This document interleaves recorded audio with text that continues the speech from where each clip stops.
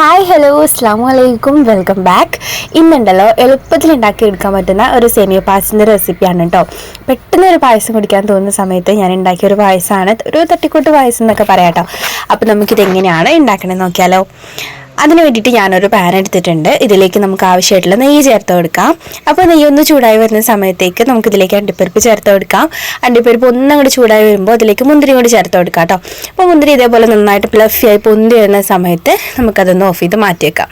ഇനി ആ ഒരു നെയ്യിൽ തന്നെ നമ്മൾ കുഞ്ഞു കുഞ്ഞു പീസാക്കിയിട്ടുള്ള സേമിയ ചേർത്ത് കൊടുക്കാം. എന്നിട്ട് സേമിയ നന്നായിട്ടൊന്ന് വറുത്തെടുക്കാം.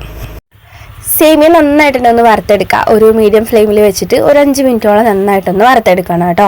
ആ ഒരു സേമിയത്തിൻ്റെ കളറൊക്കെ ഒന്ന് മാറി ലൈറ്റ് ബ്രൗൺ കളർ വരുന്നവരെ നന്നായിട്ടൊന്ന് റോസ്റ്റ് ചെയ്തെടുക്കാം.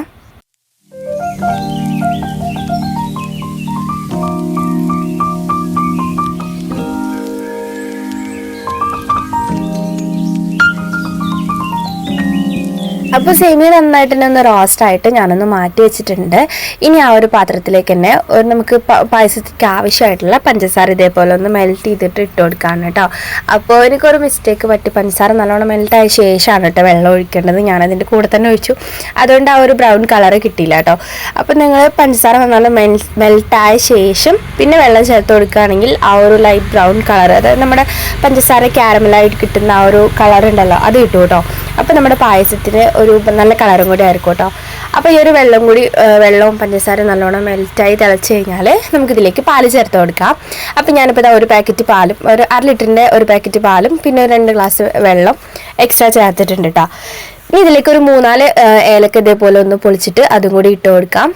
എന്നിട്ട് ഇതേപോലെ പാലൊന്ന് ചൂടായി വരുന്ന സമയത്ത് വറുത്ത് മാറ്റി വെച്ചിട്ടുള്ള സേമിയയും കൂടി ഇതിലേക്ക് ചേർത്ത് കൊടുക്കാം. എന്നിട്ട് നല്ലോണം ഇളക്കി കൊടുക്കാം കേട്ടോ. അപ്പോൾ ഇതേപോലെ നല്ലോണം തിളച്ച് വരും. പിന്നെ ഈ ഒരു സേമിയ പായസം എന്ന് പറയുന്നത് എന്താ പറയുക, എൻ്റെ ഒരു തട്ടിക്കൂട്ട് പായസമാണ് കേട്ടോ.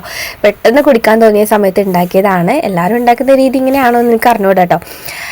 അപ്പോൾ ഇതാ നല്ലോണം തിളച്ച് വന്നിട്ടുണ്ട്. ഈ സമയത്ത് മധുരമൊക്കെ നോക്കാം കേട്ടോ. പിന്നെ നെയ്യ് വേണമെന്നുണ്ടെങ്കിൽ കുറച്ചും കൂടിയൊക്കെ ഒഴിച്ചു കൊടുക്കാം. പിന്നെ മധുരം നോക്കിയിട്ട് കുറവാണെങ്കിൽ അതും കൂടി ചേർത്ത് കൊടുക്കാം. അപ്പോൾ ഇത്രേ ഉള്ളൂ, എളുപ്പത്തിൽ ഉണ്ടാക്കിയെടുക്കാൻ പറ്റുന്ന ഒരു പായസമാണ് കേട്ടോ. അപ്പോൾ ഇതാ എളുപ്പത്തിൽ പായസമൊക്കെ ഉണ്ടാക്കണം, കുടിക്കണം അങ്ങനെ തോന്നുമ്പോൾ ഈ ഒരു രീതിയിലൊന്ന് ഉണ്ടാക്കി നോക്കാം. അപ്പോൾ ഈ ഒരു വീഡിയോ നിങ്ങൾക്ക് ഇഷ്ടമായിട്ടുണ്ടെന്നുണ്ടെങ്കിൽ ലൈക്ക് ചെയ്യുക, ഷെയർ ചെയ്യുക, കമൻറ്റ് ചെയ്യുക. അപ്പോൾ ഇത്രേ ഉള്ളൂ. നെക്സ്റ്റ് നല്ല അടിപൊളി വീഡിയോസൊക്കെ ആയിട്ട് വീണ്ടും കാണാം ഇൻഷാ അല്ലാഹ്. Thanks for watching.